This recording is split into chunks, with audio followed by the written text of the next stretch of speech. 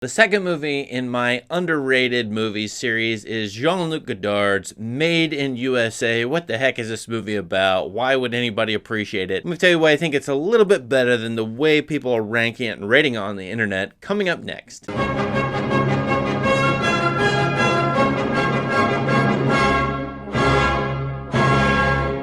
So it's very likely if you clicked on this video, you're wondering, what is this movie about? What did I just watch? Who cares? Why is this movie important, if it is at all? And you know, a number of people on the internet have been completely befuddled by this movie. It is difficult to watch. There's no doubt about it. On IMDb.com, we've got a score of 6.2 out of 10. That is pretty bad. And that's as of March 2022. On Letterboxd.com, which is a site I use, we've got a pretty low score for Godard, 3.2 out of 5. A normal score would be half a star higher at least if people liked it better. So what's wrong with Made in the USA? Why do you think people don't like this movie? Now, I completely admit that I could watch this movie and absolutely hate it. There's a lot of I could dismiss about it. It may be pretentious, too intellectual, too difficult to follow. There's no story. There's all kinds of possible critiques here. But I find that you have to find a good framework in order to understand this movie, and there's several that are possible. That doesn't mean if you use these frameworks you're going to like the movie, but I see some things in this movie I like better than I think most people do. At this point, Godard had made several movies, 2 to 3 a year, from about 1960 on up to this point, which is 1966. Since the movie is titled Made in USA, uses the colors red, white, and blue all over the place, you always have to think this movie's doing a meta critique. It's got Disney in it, it's got Westerns, it's got Humphrey Bogart, it's got the author, real noir author David Goodis, not the actual person, but a character playing him. There's a number of American features in this. Oh, and it takes place in Atlantic City.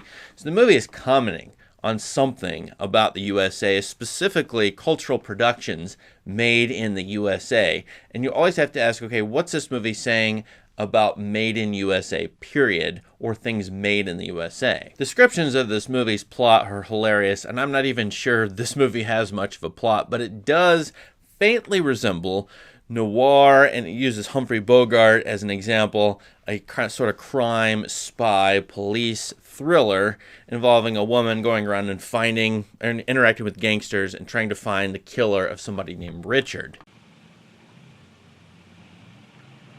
C'est quoi, est-ce que Richard est mort?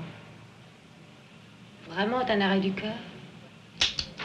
There's a lot more to the plot than that, but really that's all you need to know, because I think one of my reads on Godard is he's doing jazz music, avant-garde jazz music, or the equivalent thereof in movies. I've argued that with his first movie, Breathless. This is like Ornette Coleman.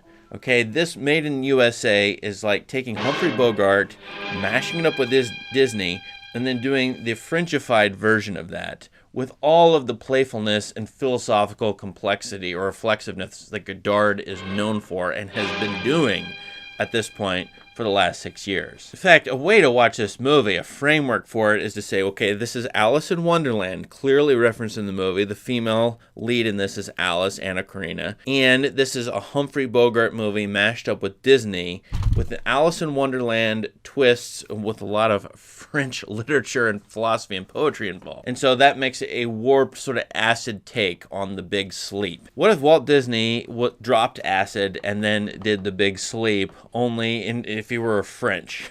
That's a way to watch this movie. And that makes this movie funny and playful to me. Now, it's not as engaging, in my opinion, as Jacques Tati, who is doing his playful best with the movie Playtime around this point, but it is playful in a Godardian way, with all kinds of commentary on war and existentialism, on news media and news media being fascist in his opinion, totalitarian, domineering, and reflections on language and how language specifically is at once irrational or reflects the irrationality of human beings and is a controlling medium. Both language and filmmaking itself, with the sight and sound of movies, is in play here. Now, Godard, you have to know, loves America, I think. He dedicates this movie to Nicholas Ray and to Samuel Fuller, two directors. And you know, he's got David Goodis as a character who is a really good novelist you should check out.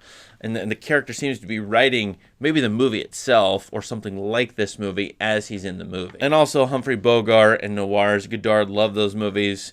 And so I think you have to look at this movie two ways. He's both critiquing and paying homage or honoring American culture in the weird way he's doing. And it can't go unnoticed that red, white, and blue, not only the colors of the USA flag, but also the French colors as well. And Godard is always doing that reflection. While this is made in the USA, it's how the French are being influenced by the USA. French cultural productions influenced by dominant U.S. cultural productions like Disney that Godard wants to comment on here. If you can watch this movie as playful and as being funny about the material it's about, specifically noirs, or think of it as a Disney-fied noir, I do find this movie pretty funny. You might find it to be slow, even though it's sort of a comedy, but Godard is messing around. At this point in his career, he's doing both film essays, or kinds of film essays, and fictional movies, and to me, Made in USA is blending the two. It's an essay on noirs and American stuff, but it's also a fictional film that is a jazz music-like version of a fictional film. The movie is veering into postmodernism. It's about its own style. It's about style itself and the styles that come from the USA that are made in the USA, imitated by directors around the world, including European and French directors. So the movie itself is about things made, as I said, in the USA. And whenever you look at this movie and say it's nonsense, well, maybe that's a comment on what Godard thinks is coming out of the USA, things that are nonsensical. Si vous y tenez, je vais essayer de faire des phrases, mais j'aime pas ça. Et pourquoi vous n'aimez pas faire des phrases? Parce que les phrases sont des paroles inutiles ou vides. C'est écrit dans le dictionnaire. To me, there's a key passage in the movie then about sentences. Now, this may be esoteric and too philosophical for some people, but what is a sentence? And the character in the bar asks this question, well, you can make sentences, and they are complete sentences. They actually look and they fit the definition of a sentence, but the content of the sentences is nonsensical. So you can make ungrammatical or irrational content in sentences that in terms of form are real sentences, but in terms of content are not. La fenêtre regarde les yeux de mademoiselle, je les ouvre, et la porte s'assied sur le tabouret. Now, that sort of idea is cinema itself. Is a movie a movie? If you call it a movie, that's one of Godard's questions here. Should a movie make sense, or is it nonsense even if it's called a movie? And thus, movies coming from the United States, they are nonsensical and irrational, maybe, like Disney movies, where characters just burst into song, or the impossible happens, or characters aren't realistic at all. So this movie is asking a question, well, a sentence can be a sentence but mean nothing. A movie can be a movie or labeled as such but mean nothing. Maybe that's what this movie itself is. Maybe that's what this movie is talking about when it's talking about other movies of its period. If I were you, I'd mosey on over to Letterboxd.com, look at the top reviews over there, look at my own write-up of this movie. It may help you understand Made in USA a little bit better. I would go to and try other Godard movies, whether it's Alphaville or Breathless, A Woman is a Woman, something like that. And you know, be sure that you're watching 4 or 5 Godard movies before you dismiss him. I find that he's hit or miss for me. I probably really like half of his movies. He's not going to appeal to you every single time.